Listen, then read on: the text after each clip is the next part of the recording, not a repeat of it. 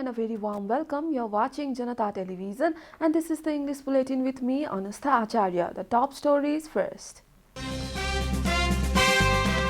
Chief Justice Cholendra Samsher Rana forms constitutional bench on basis of seniority, adds 4 senior justices to the bench. Prime Minister Oli seeks clarification from Province Minister Saha, threatens to expel him from the party. Active cases of coronavirus decline across the country, recovery rate getting better in recent days.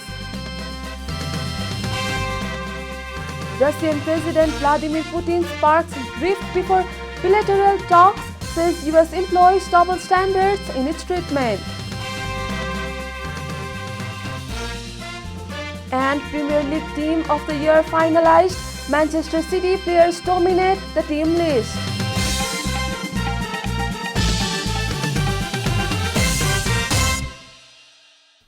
And now the news in detail. Chief Justice Cholendra Samsher Rana has constituted a constitutional bench on the basis of seniority for hearing cases relating to the May 22 dissolution of the House of Representatives. The bench, chaired by C.J. Rana, consists of senior-most Judge Deepak Kumar Karki and Justice Meera Khadka, Hare Krishna Karki and Ishwar Prasad Khatiora. Earlier, C.J. Rana agreed to form the constitutional bench hearing the petitions relation to the House of Representation dissolution on the basis of seniority and scheduled the hearing for June 7. The Constitution sets a provision under which the Chief Justice may appoint any case sub-justice in the Supreme Court involving a serious constitutional interpretation to be tried in the Constitutional Bench. Hearing is taking place in connection with the Nepal Citizenship First Amendment Ordinance 2078 soon after the formation of the Constitutional Bench today. President Vidya Devi Bhandari had issued this ordinance on May 26. 6 writs have been filed at the Supreme Court against this ordinance. CPN-UML Chair KP Sharma Oli has asked for clarification from Sudur Paschim Province Parliamentary Party leader Prakash Bahadur Saha. Saha had decided to continue his support to the government led by CPN Maoist Centre and Sudur Paschim Province against the party decision. Chairperson of Sudur Paschim Province of the CPN-UML Karna Thapa said that Chair Oli sought 48-hour clarification from Saha. Chairperson Oli asked response from CPN-UML Central Committee member Saha why he should not be expelled even from party's general member on the basis of statute of Sudur Paschim Province Parliamentary Party. He also asked Saha why he remained in the post of Minister of Sudur Paschim Province government even after the party has already withdrawn its support from the government in the province. The Secretary General of the United Nations has presented a letter of commendation to Nepal Army's Brigadier General Bigyan Bishta in recognition of his indomitable bravery and initiative in preventing ethnic violence in the South Sudan. Bishta is the member of the 10th contingent of Khalidwas Battalion, Sasset, deputed for peacekeeping mission in the Republic of South Sudan. The United Nations has highly appreciated the role and contribution of Nepali peacekeepers in preventing the recurrence of incidents of ethnic violence in the country, which was devastated by genocide in its history. It is said, according to the NA Public Relations and Information Directorate, the Nepali peacekeepers deployed for temporary operations received applause from the UN Secretary General for acting as a buffer in the clash between armed groups near Kuwait in last November. Huge potential loss of life and property was averted due to the timely intervention by NA peacekeepers, it is said. This is Janata Bulletin. We'll be right back after a short break.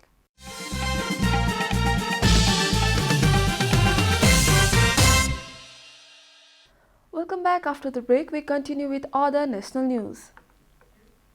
Daily infection rate of coronavirus dropped yesterday while the recovery rate has improved in Nepal. A report. The government yesterday confirmed 4,624 new cases of coronavirus across the country.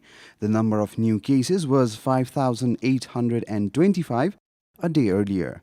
Following the latest round of tests, the total cases of coronavirus in the country have climbed to 581,560, while the number of active cases has dropped to 97,699 from the overnight tally of 101,839.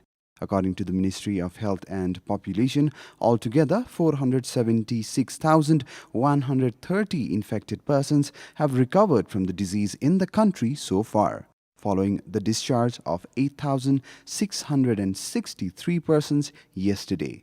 The death toll from coronavirus has increased to 7,731 as 101 casualties were reported yesterday. Nepal is currently among the top 40 countries that have been most affected by the pandemic. The USA tops the list with over 34.17 million confirmed cases, followed by India with more than 28.62 million cases. Coronavirus has infected more than 173 million people across the world and claimed 3.71 million lives. And now the news from economic front.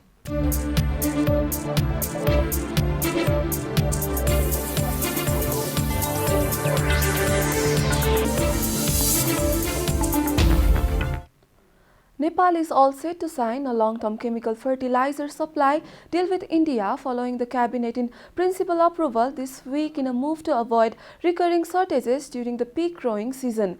Yogendra Kumar Karki, secretary at the Ministry of Agriculture and Livestock Development, told the Post that a 5-year government-to-government agreement would be sealed this month to ensure uninterrupted supply of the vital plant nutrients. As per the draft accord, Nepal can buy up to 200,000 tons of chemical fertilizer, most of it urea, from the southern neighbor annually without following a global tendering process. Officials at the Agriculture Ministry said that Nepal planned to fulfill at least 30% of its annual fertilizer requirement through the government-to-government supply mechanism.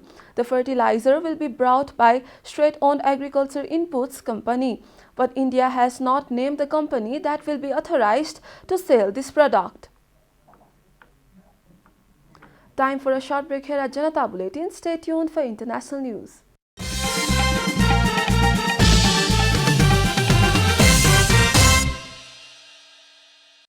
Welcome back. Now the international news.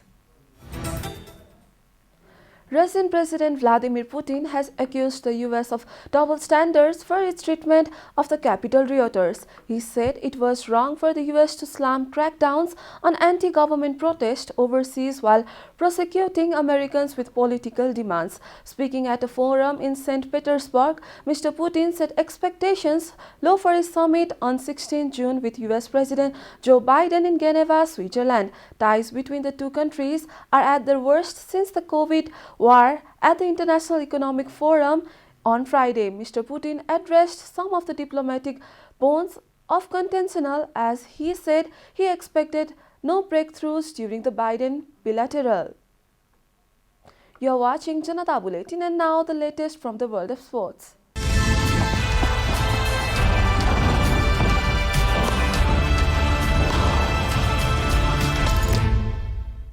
Manchester United's Luke Shaw and Tottenham's Son Heung-min are in a 2020-21 PFA Premier League Team of the Year dominated by Manchester City. 6 of City's Premier League winning squad, Ederson, Joao Cancelo, John Stones, Ruben Dias, Kevin De Bruyne and Ilkay Gundogan makes the team, which is voted for by fellow players. United's Bruno Fernandes also make it. Tottenham's Harry Kane and Liverpool's Mohamed Salah, who scored 23 and 22 league goals respectively, are in. Despite winning the Champions League as well as reaching the FA Cup final and finishing 4th in the Premier League, no Chelsea players are included.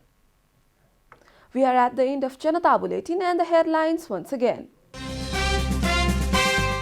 Chief Justice Cholendra Shamsher Rana forms constitutional bench on basis of seniority, adds 4 senior justices to the bench. Prime Minister Oli seeks clarification from Province Mr. Saha, threatens to expel him from the party. Active cases of coronavirus decline across the country, recovery rate getting better in recent days. Russian President Vladimir Putin sparks rift before bilateral talks, says US employs double standards in its treatment. And Premier League Team of the Year finalized, Manchester City players dominate the team list.